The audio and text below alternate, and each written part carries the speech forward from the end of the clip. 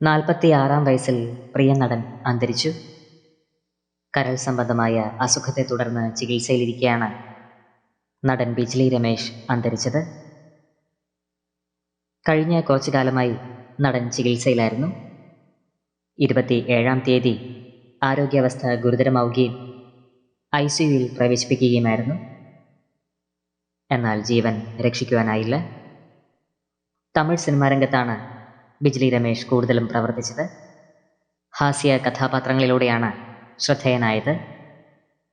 പൊന്മകൾ വന്താൽ, MGR മകൻ, നട്പേ Deivam, zombie തുടങ്ങിയ സിനിമകളിൽ നടൻ വേഷമിട്ടിട്ടുണ്ട്.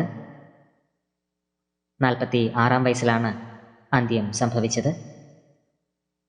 നിരവധി പ്രേക്ഷകരാണ് ഇപ്പോൾ സമൂഹ മാധ്യമങ്ങളിലൂടെ ആദരാഞ്ജലികൾ അർപ്പിക്കുന്നത്.